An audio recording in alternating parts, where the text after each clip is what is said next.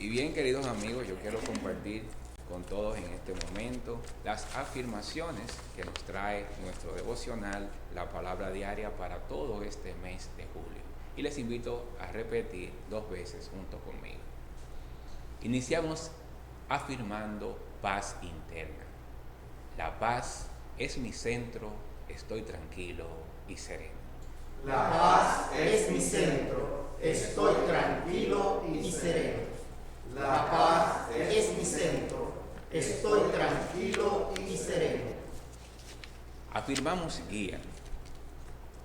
La luz de la sabiduría divina en mí guía cada uno de mis pasos.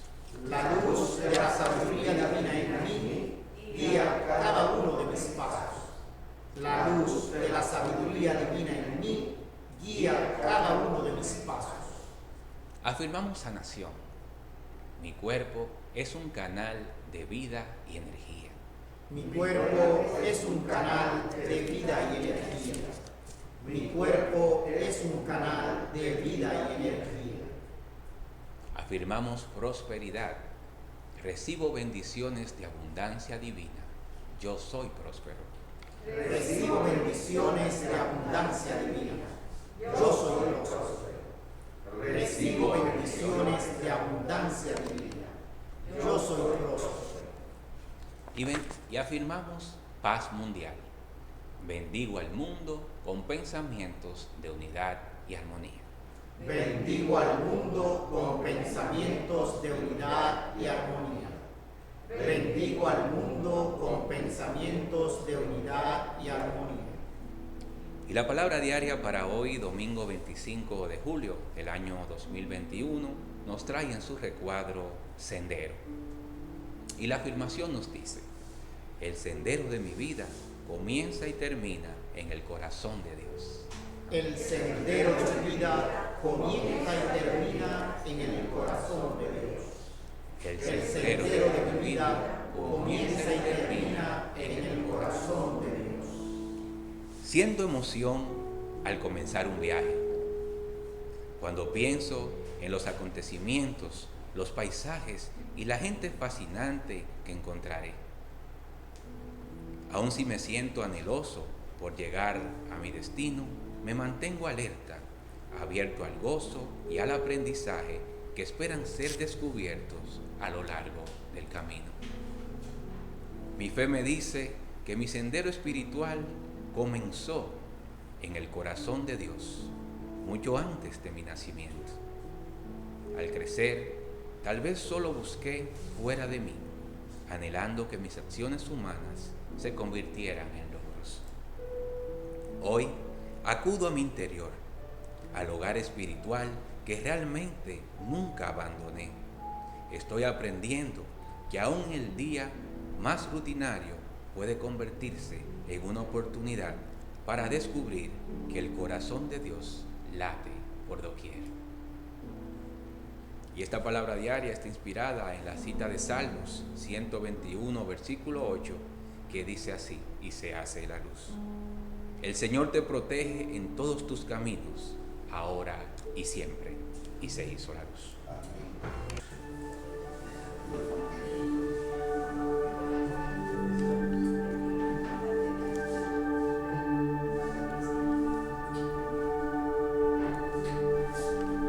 Yo los voy a invitar a todos a que cantemos esta canción.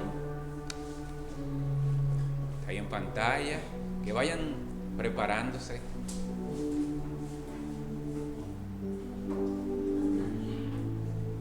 Para que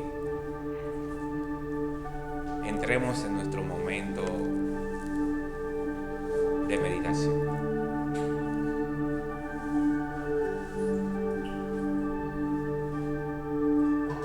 Es hora de alabar a Dios. Es hora de glorificarle. Es hora de decirle te amo. Es hora de invocar su nombre. Y con las alabar a Dios.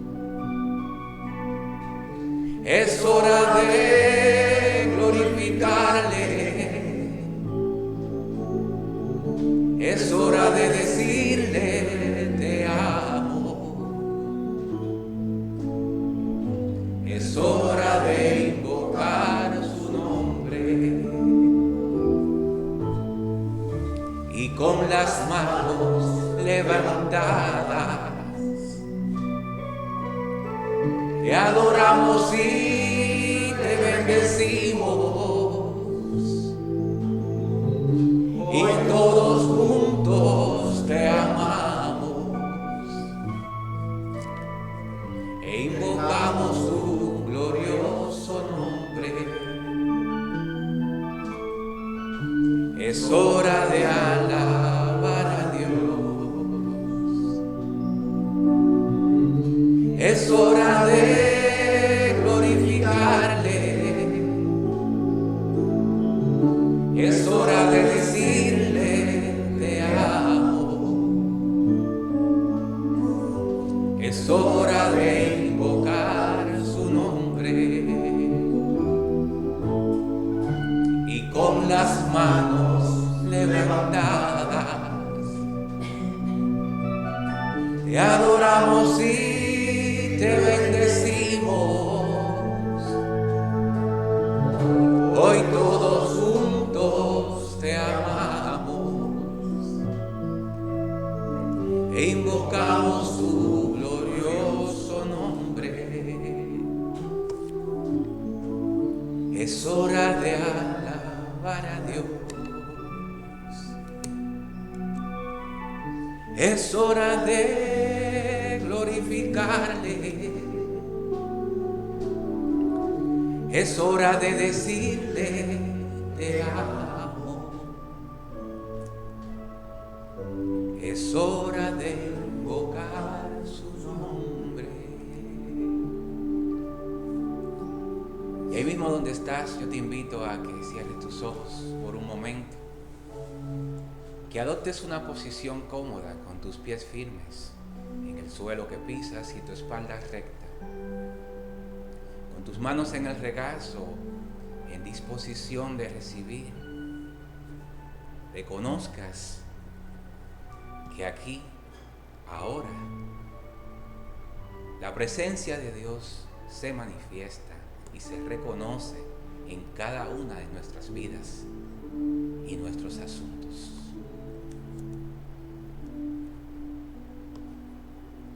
Por eso le alabamos. Por eso glorificamos su glorioso nombre. Por eso permitimos que la presencia de Dios transforme cada una de nuestras vidas. Por eso abrimos nuestros corazones y nuestras mentes. Reconocemos este como el tiempo perfecto de comunión espiritual. Y reconocemos la presencia de Dios que inunda todos nuestros corazones. Levantamos nuestras manos, nuestros espíritus, nuestras mentes para adorar y bendecir su nombre. Abiertos y receptivos damos gracias por esta cita divina, por ese mensaje maravilloso que el Padre ha puesto a través del canal escogido, un mensaje que es para mí y ciertamente para ti.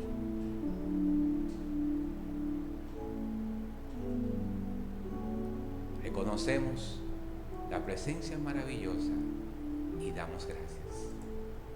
Por eso y por mucho más decimos todos gracias, Padre. Gracias, Padre. Gracias por la oportunidad de alabarte. Gracias por la oportunidad de recibir alimento espiritual. Amén, amén, amén.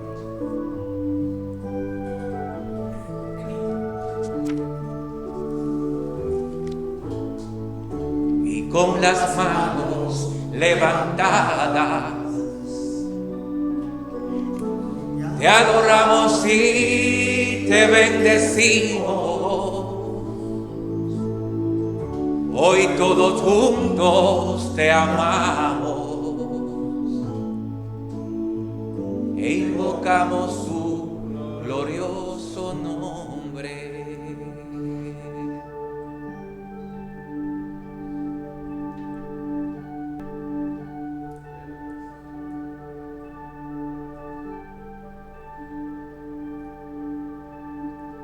Amén.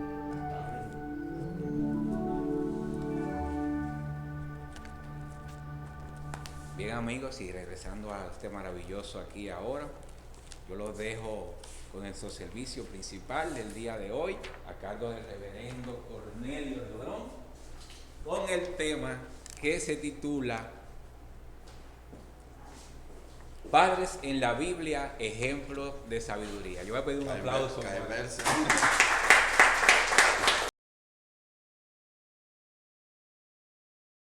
días, amados amigos. Como siempre, desde mi naturaleza crística, bendigo y saludo la naturaleza crística en cada uno de ustedes, dando gracias a Dios por este privilegio de servir hoy de canal para llevar el mensaje de nuestro servicio devocional. Sean pues todos bienvenidos, tal como le decía Felipe, a esta cita divina. Y les recuerdo que el pasado 30 de mayo celebramos aquí el Día de las Madres y nuestro ministro director pues tomó lo mismo, buscó madres en la Biblia que son ejemplos. Entonces hoy nos toca hacer un recuento de padres en la Biblia que también son ejemplos, acudiendo a esa guía que es la Biblia.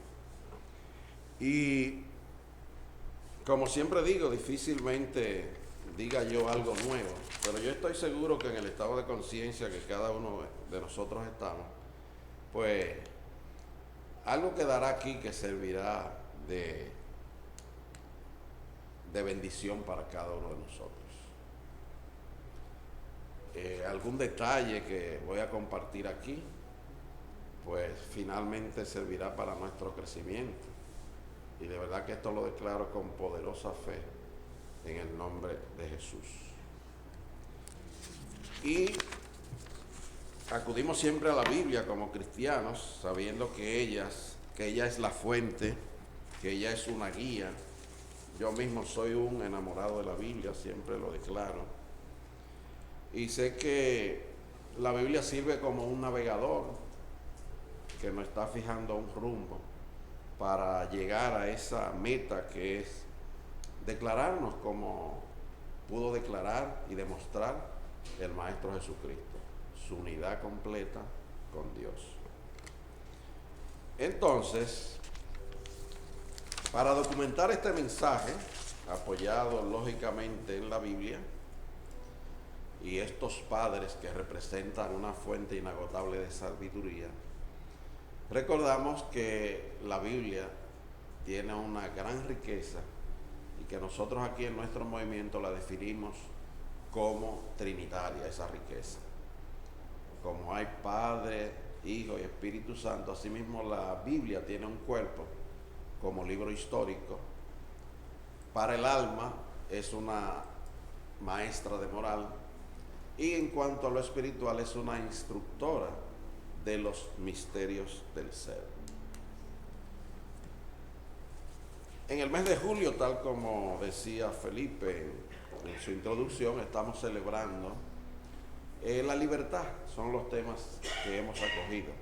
Pero cuando yo digo padres en la Biblia, ejemplo de sabiduría, es que la sabiduría es la que nos lleva a la verdadera libertad. Solo con sabiduría podemos realmente declararnos libres. Y eso es lo que vamos a hacer, escarbar en ese tesoro que siempre hay en la Biblia y ver esos padres que forman parte de lo que una vez Jocelyn llamó el Salón de la Fama de personajes en la Biblia.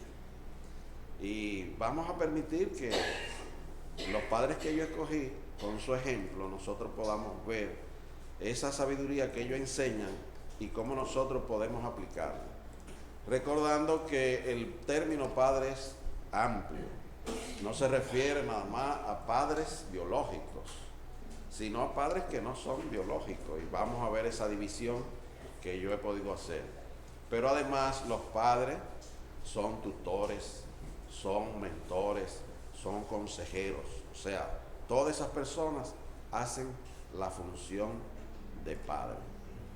De modo que estoy seguro que nos vamos a permitir impactarnos con estos ejemplos y nos vamos a llevar una bendición para que seamos padres cada vez más sabios.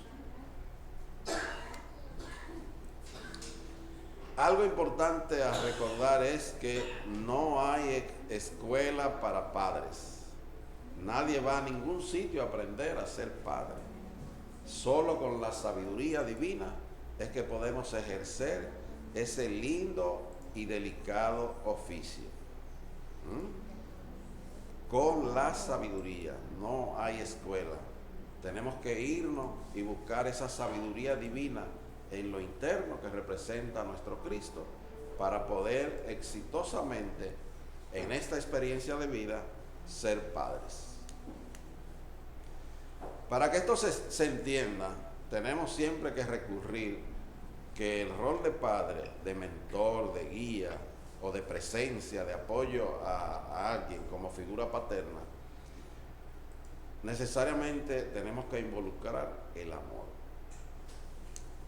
Y recordamos que justamente eso fue lo que el Maestro Jesús predicó, la ley fundamental del amor.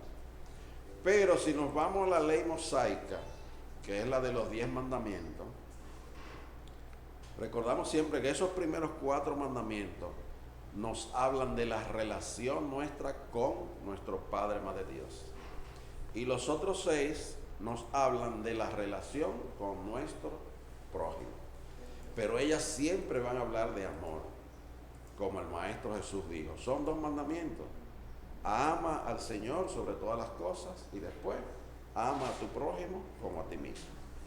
Ahora bien, en esa segunda división de los mandamientos, desde el 5º hasta el 10º, que son 6, el 5º dice, y muy apropiadamente, sabiendo que la primera ley del universo es el orden, empieza con un orden, esa relación, y dice, guarda, honra a tu padre y a tu madre. Ese es el 5º mandamiento. Honra a tu padre y a tu madre, para que tus días se alarguen en la tierra que Jehová tu Dios te da. De modo que en esa segunda división de los mandamientos, el primero es honrar a los padres. Qué importante es esto, porque además de que es un mandamiento, pues implica una promesa. O sea, haz esto para que puedas obtener lo otro. Y obtener lo otro es la vida eterna, cuando hacemos esa honra de nuestros padres, de nuestros tutores, de nuestros mentores. Eso es lo que conseguimos al cumplir con este 5º mandamiento. Entonces, tal como ya le había adelantado, vamos a hacer 2 grandes divisiones en los personajes escogidos en la Biblia. Unos que son padres biológicos y otros que no lo son. Para que ustedes vean que la sabiduría tiene que acompañarnos, aunque no sean hijos de nuestras entrañas, sino que lo hemos adoptado en el camino, siendo nosotros maestros, siendo mentores, siendo cualquier rol en donde estamos enseñando, en donde estamos apoyando a otro ser humano con esa labor como padre. Y como padre biológico vamos a ver primero a Abraham, que era el nombre antes de tener su alianza con Dios. Después se convirtió en Abraham cuando hizo su alianza, hizo su pacto con Dios. Este nombre en hebreo significa padre de multitudes.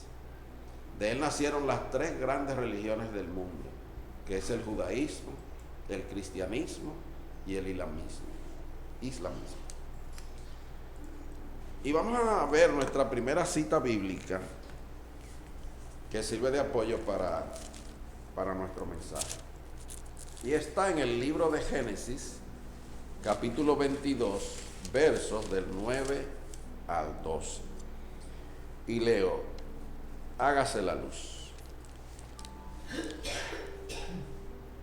Cuando llegaron al lugar que Dios le había dicho, edificó allí Abraham un altar, compuso la leña, ató a Isaac, su hijo, y lo puso en el altar sobre la leña. Extendió luego Abraham su mano y tomó el cuchillo para degollar a su hijo. Entonces el ángel de Jehová lo llamó desde el cielo: Abraham, Abraham. Él respondió: estoy aquí. El ángel le dijo: no extienda tus manos sobre el muchacho, ni le hagas nada, pues ya sé que temes a Dios, por cuanto me rehusaste a tu hijo, tu único hijo. Y se hizo la luz. Algo importante aquí en esta cita bíblica es que Abraham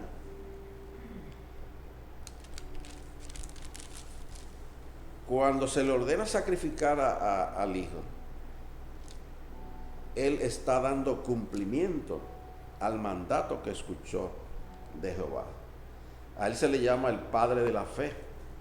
Pero en este acto, en este episodio, él demuestra un gran desarrollo de la facultad de la sabiduría, porque él pudo escuchar al ángel que le habló desde el cielo.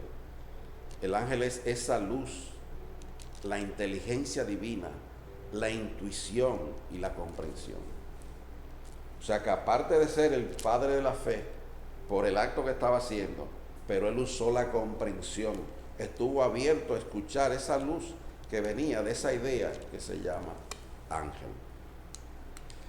Ahora bien, a renglón seguido de este acto de fe, de sabiduría y de comprensión espiritual, él recibió la promesa de ser el padre de una gran nación. Y lo dice luego ahí en el texto: multiplicaré tu descendencia como las estrellas del cielo y como la arena que está a orillas del mar. Otro personaje que vamos a ver que hizo uso de la sabiduría justamente fue el descendiente de él, Isaac, el hijo de Abraham y el único hijo de Sara. Sara, cuyo nombre significa risa, alegría, el que ríe, porque ella, cuando le hicieron la promesa de que iba a tener un hijo, siendo ya una anciana de 90 años, lo que hizo fue que se rió. Y Jehová Dios les dijo: dentro de un año vas a tener un hijo. Y estuvo a Isaac. Ella y él pues se vieron ante la imposibilidad de que ella, siendo estéril, pues pudiera tener y engendrar un hijo, porque la promesa que se le había hecho no iba a ser cumplida si él no tenía heredero. Entonces la importancia de Isaac es que Dios continuó la promesa hecha a Abraham. Después de haber sido presentado como ofrenda, él se casó con Rebeca y tuvo dos hijos que eran gemelos. Su nombre es Esaú y el otro Jacob. El relato aparece en Génesis capítulo 25, de los versículos 19 al 29. Pero de estos dos personajes vamos a tomar a Jacob, que fue un padre destacado. En cambio, Esaú no lo fue. Jacob, cuyo nombre significa el que agarra, el suplantador, en combinación con su madre Rebeca, obtuvo la primogenitura. Esta le otorgaba la condición de ser cabeza de familia y la bendición de su abuelo Abraham. Una de las experiencias más significativas de este personaje, de Jacob, fue hecha en un sitio llamado el Peniel, que marca el punto culminante de su vida. Ese relato se encuentra en el libro de Génesis 32, del 22 al 31. ¿Y qué ocurrió allí? Un personaje misterioso luchaba con Jacob. Al final resultó que era el mismo Dios. Y de allí, de esa experiencia, Jacob sale completamente transformado en un hombre nuevo. Algo que tú y yo debemos de seguir como guía cuando nos estamos en una lucha, lo que tenemos es que orar por ver cuál es el premio que hay detrás de eso. ¿Cuál es la envoltura que trae esa dificultad o esa lucha? En ese ejemplo él logró conseguir cuál era el mensaje. Y a partir de allí ya su nombre no fue de Jacob, el suplantador de su hermano, sino Israel. Y fue el padre de las 12 tribus que se relatan en la Biblia. Y relata aquí en el texto de Génesis o comienzo, que porque has luchado con Dios y con los hombres y has vencido, ya no te llamarás Jacob, sino Israel. El nombre Israel significa luchar para Dios y también un príncipe con Dios. Si seguimos el ejemplo de Israel, definitivamente nosotros nos vamos a convertir en padres sabios. ¿Mostró sabiduría Jacob? Claro que sí. Él declaró, no te suelto hasta que no me bendigas. Y yo diría que no solo sabiduría, él mostró una multiplicidad de facultades espirituales. Su nombre espiritualmente representa el intelecto iluminado, una idea del yo soy a través de la cual la facultad de la mente recibe sus inspiraciones originales. Estas ideas son de nuestro cofundador, el maestro Charles Field. Eso representa Jacob. Repetimos que él tuvo 12 hijos, los cuales fueron fundadores de las 12 tribus. Y esas 12 tribus representan las facultades espirituales en el hombre natural. Los 12 apóstoles, que ya fueron los que Jesús entrenó, pues representan las 12 facultades en el hombre, pero ya desarrolladas. Tenemos que Jacob es igual a Israel y definitivamente él es un padrote.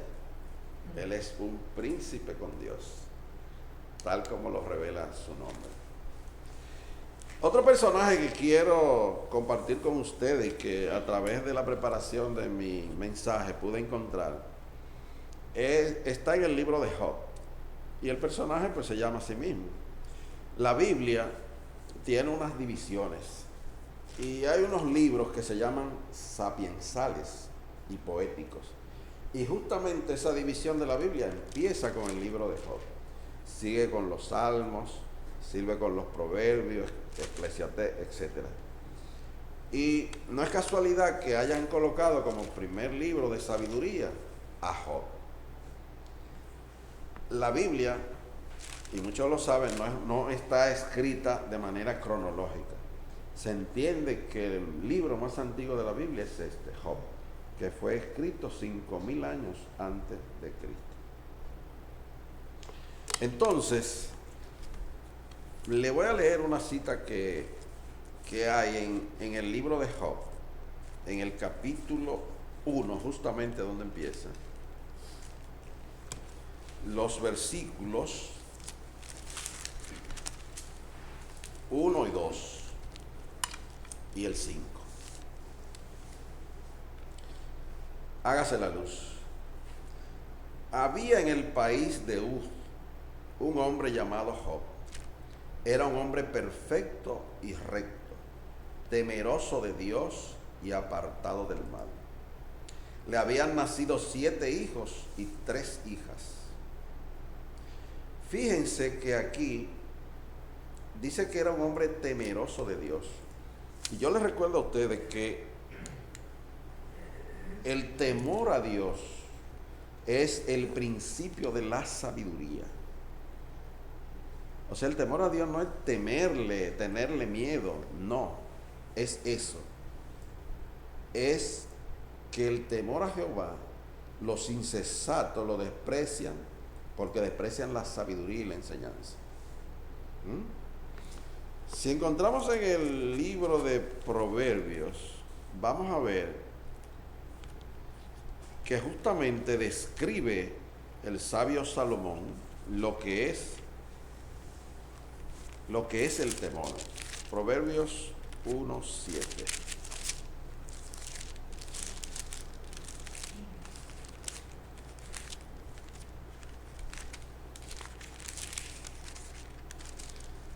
Hágaselo luz.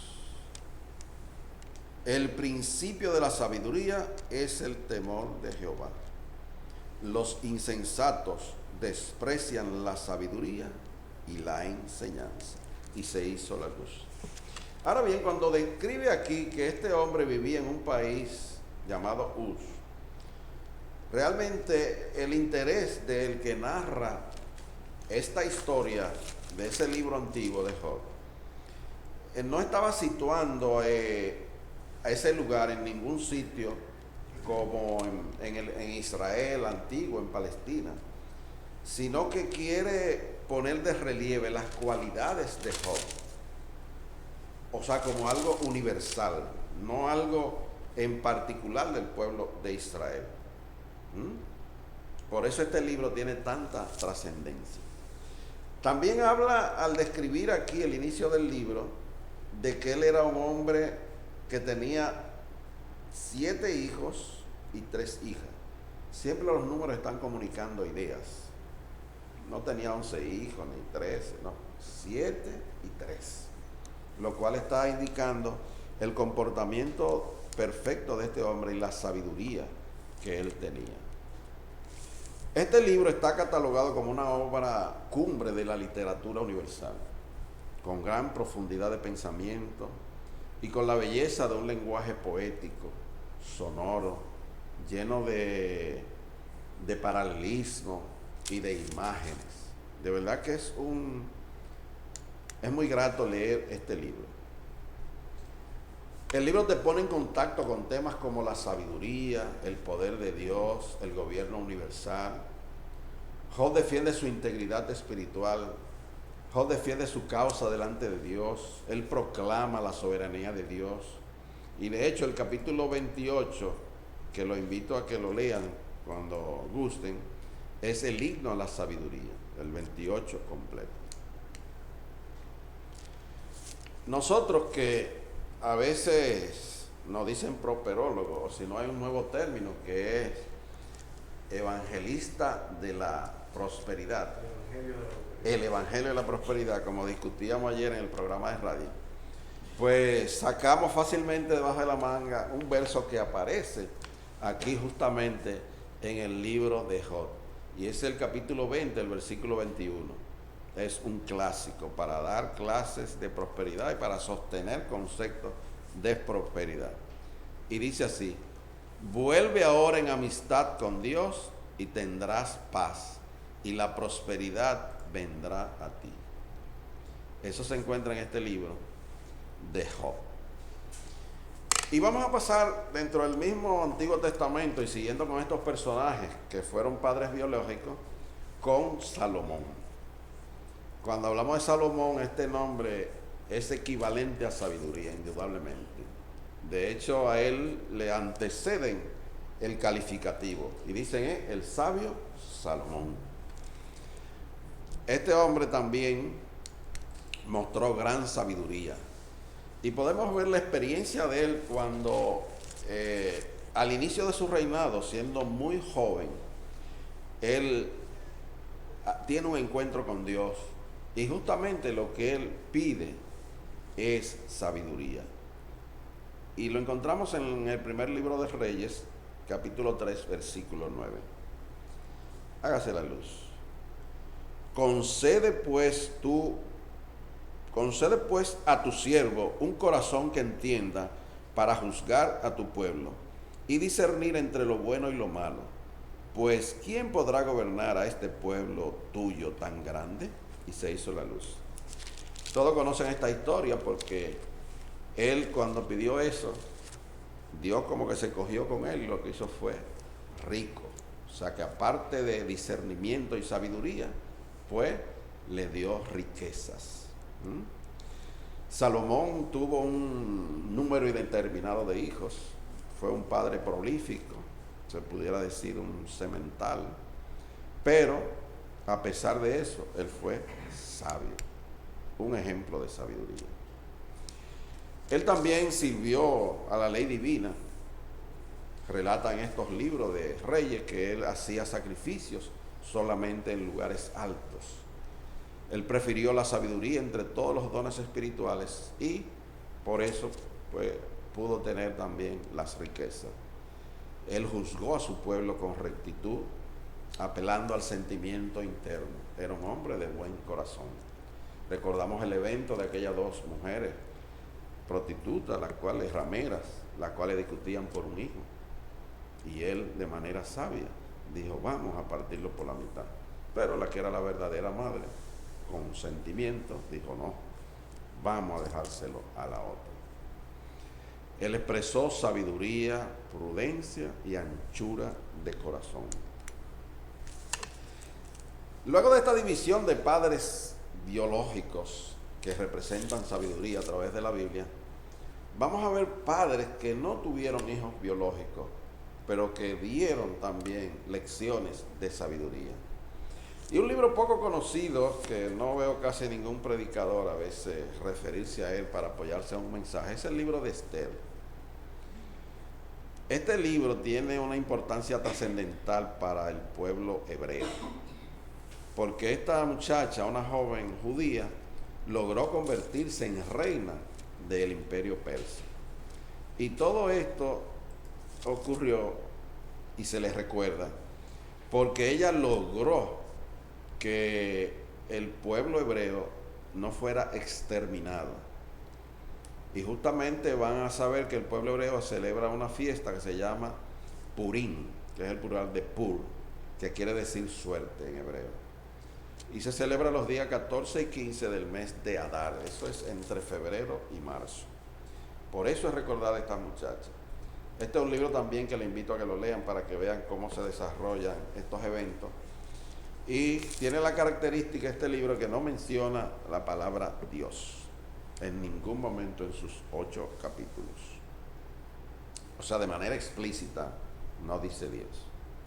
Esa fiesta de Purim tiene tanta importancia como la fiesta de la Pascua judía, que celebra la liberación del pueblo hebreo de la esclavitud de Egipto. Pero esta celebra el hecho de que el pueblo hebreo no fue exterminado en ese momento cuando estaban siendo cautivos en el imperio persa. Primero Babilonia y después el imperio persa, que lo absorbió. Entonces, ¿qué importancia tiene esto? Esther tenía un tío que fue que la escribió, que se llama Mardoqueo. Vamos a ver cómo este señor, que no era el papá de ella, pues pudo apoyarla en llegar a ser reina, pero además, en su actuación como reina, impedir que bajo una orden que habían dictado, el pueblo hebreo fuera exterminado. Y leemos en este libro de Esther, en el capítulo 2, el verso 5 y 7. Hágase la luz. En Susa, la residencia real, había un judío cuyo nombre era Mardoqueo, hijo de Jair, hijo de Semei, hijo de Cis, del linaje de Benjamín, o sea, de la tribu de Benjamín, el cual había sido deportado de Jerusalén con los cautivos que fueron llevados con Jeconías, rey de Judá, en la deportación que hizo Nabucodonosor, rey de Babilonia.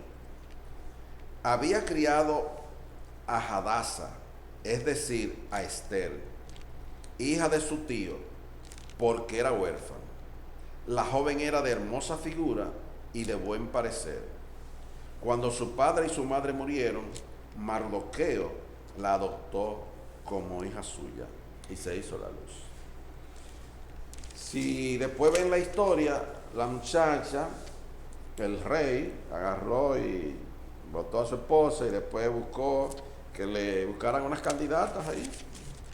Y esta muchacha, bajo la guía de su tío Mardoqueo, logró tener el comportamiento adecuado para que el rey la escogiera como reina. De modo que un tremendo trabajo que hizo Mardoqueo con esa muchacha que no era su hija biológica, pero que él la adoptó, era su prima realmente.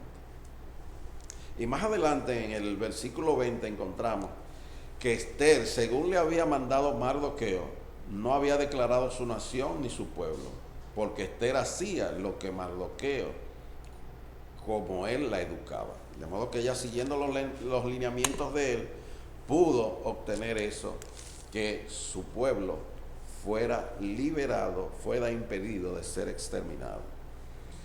Mardoqueo, con la ayuda de la reina Esther, logran salvar al pueblo judío de una orden cursada por el primer ministro Amán de destruir, matar y aniquilar a todos los judíos, jóvenes, niños, ancianos y mujeres, y de apoderarse de sus bienes el mismo día.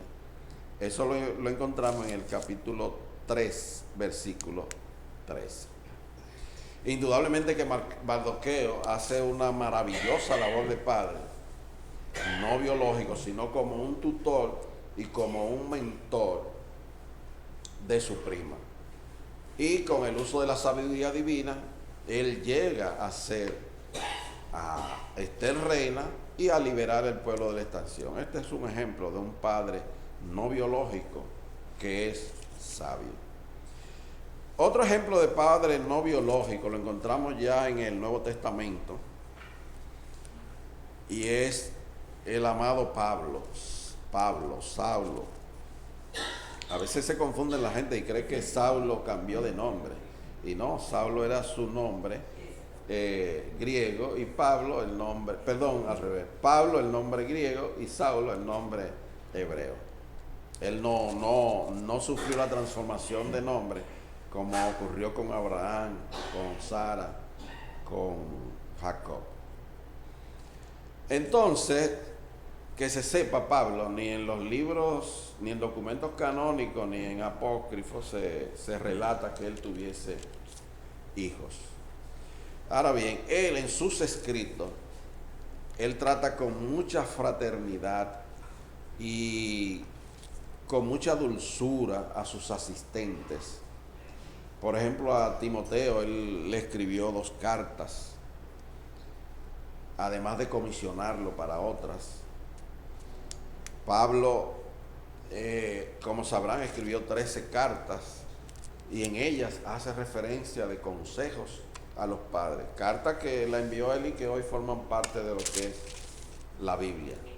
Definitivamente él fue un padre, por decirlo de alguna forma, prolífico, porque pudo parir estos documentos que hoy sirven de sustento para estas ideas de Jesús el Cristo y de todo lo que es el sustento de la Biblia.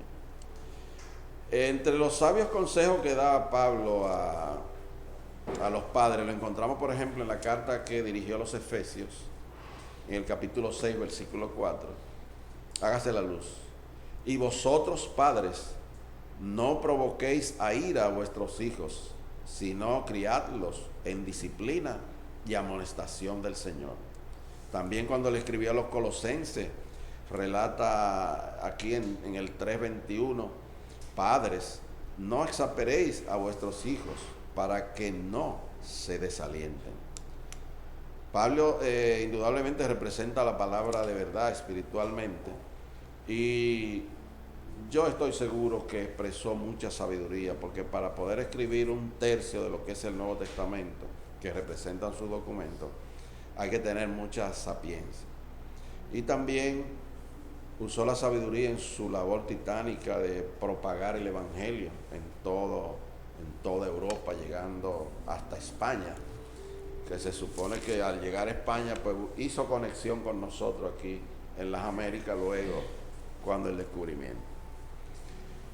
Ahora bien, para mí hay un padre no biológico que es el máximo ejemplo de mentor, de guía, de maestro, y su nombre es Jesús.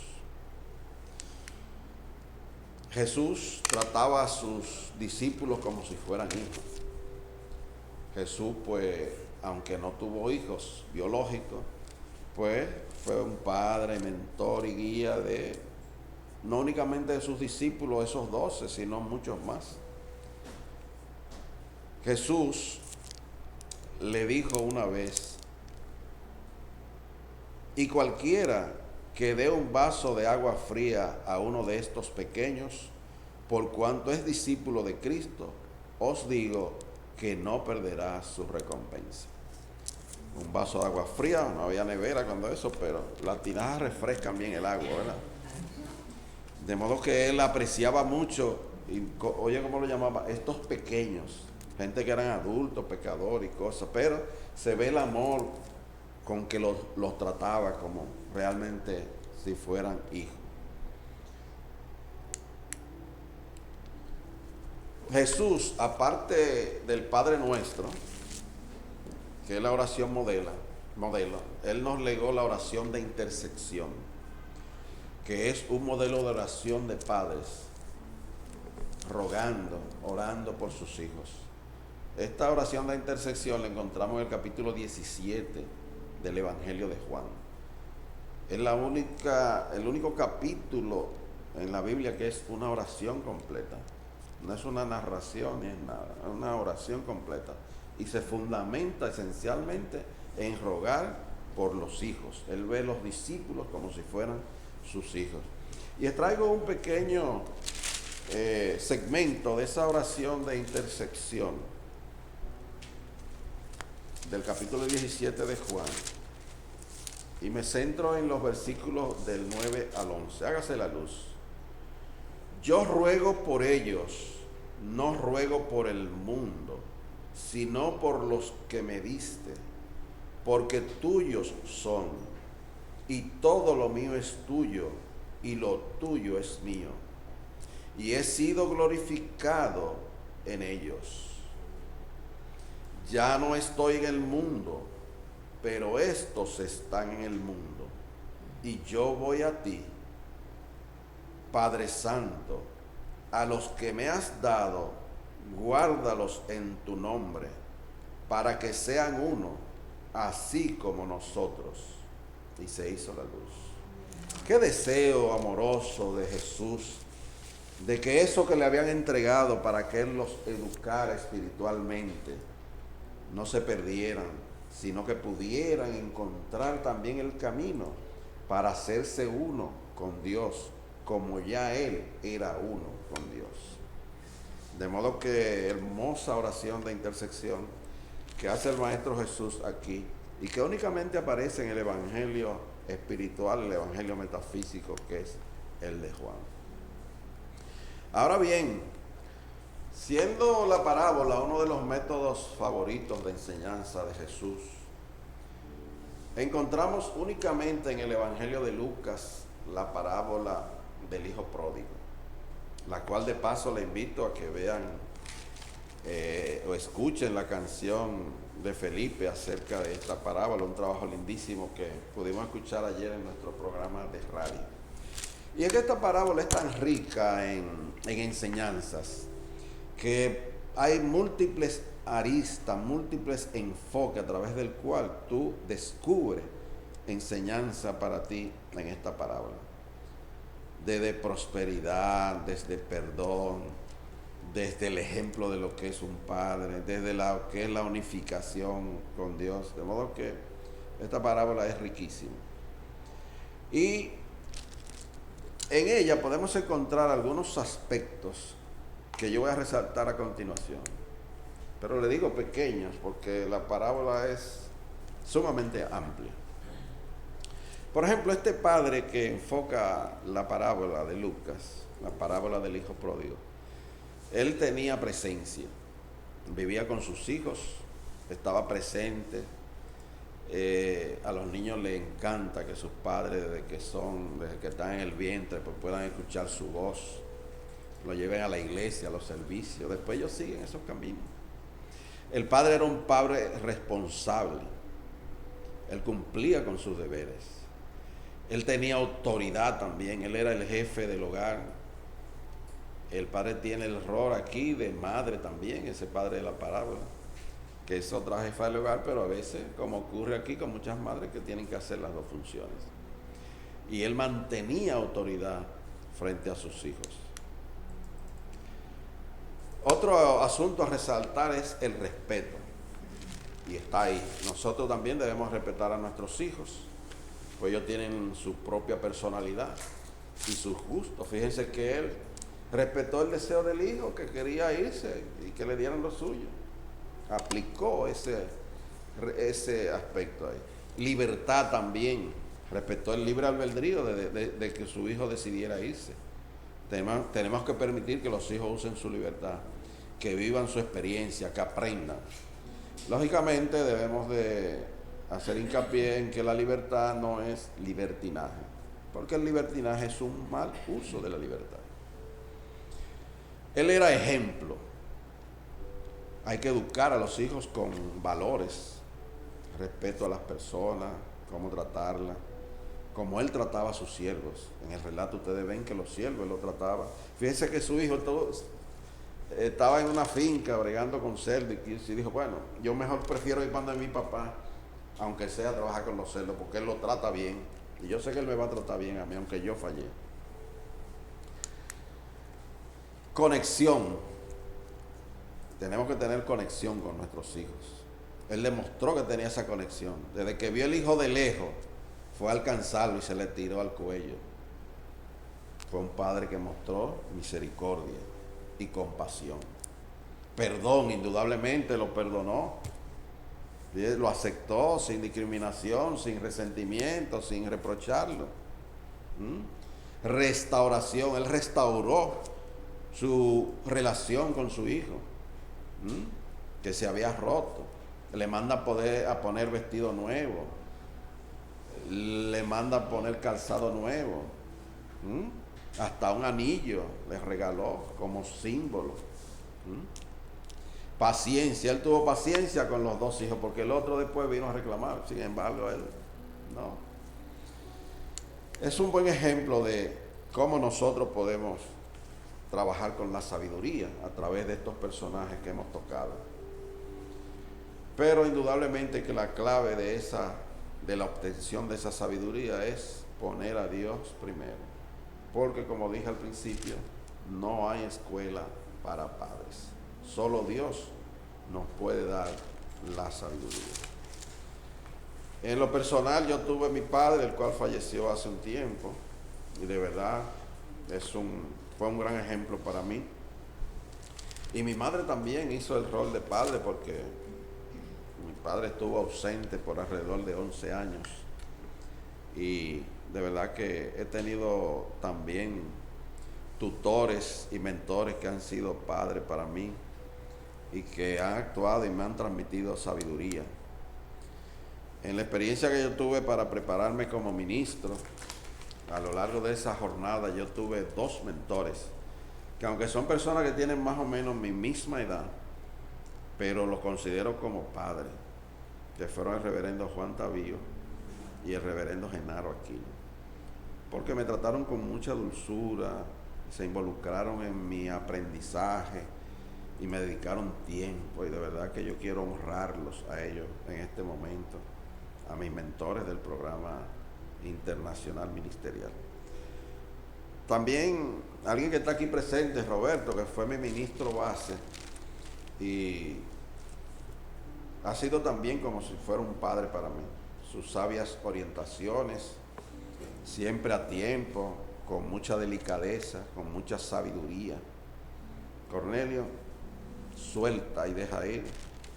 Vamos a llevarlo a oración. Son siempre sus sabios consejos. En situaciones delicadas, pues siempre su discreción, su fino tacto para buscar soluciones. De modo que gracias, Roberto. No se sienta viejo porque tenga un hijo así ya, pero de verdad que Roberto ha sido como un padre para mí. Si ven mis mensajes y mis cosas, se parecen a Roberto. Mira que él agarró y dio un mensaje a las madres buscando en la Biblia, calvando. Digo, bueno, vamos a hacer lo mismo que hizo el ministro, director, ¿verdad? Señor, entonces, para concluir, tenemos que celebrar todos los días el Día de los Padres. Porque honra a tu padre y a tu madre para que tus días se alarguen. Es todos los días que se van a alargar. Olvidémonos del comercio. El Día de los Padres se celebra el último domingo de julio. ¿Y ustedes saben por qué? Porque antes se celebraba el último domingo de junio. Pero los comerciantes dijeron, pero no se está vendiendo casi nada porque las madres pasaron hace 30 días. Vamos a poner los 60 días más. Por eso es que se celebra. No sé si lo sabían. Y se congestionan los sitios donde están envolviendo regalos. Esto es una cosa terrible. Pero vamos a llevarnos de ese quinto mandamiento. Vamos a actuar con la sabiduría que tuvo Abraham, que escuchó la voz del ángel y no bajó el cuchillo. Él tenía intuición. Vamos a apropiarnos del ejemplo de Jacob y vamos a luchar con cada situación hasta que podamos ver la bendición que hay en esa lucha y podamos convertirnos como él en un príncipe de Dios. Sigamos el ejemplo de Job, volviendo nuestra amistad con Dios, o sea, buscándolo siempre, para que la prosperidad venga a nosotros. Indudablemente que hay que internalizar esa sabiduría de Salomón, pues las riquezas vendrán por añadidura, siempre pidiendo primero cómo tener discernimiento. Y vamos a recordar siempre el misterio encubierto en la sabiduría divina que nos reveló Pablo, que fue Cristo en nosotros, es nuestra esperanza de gloria.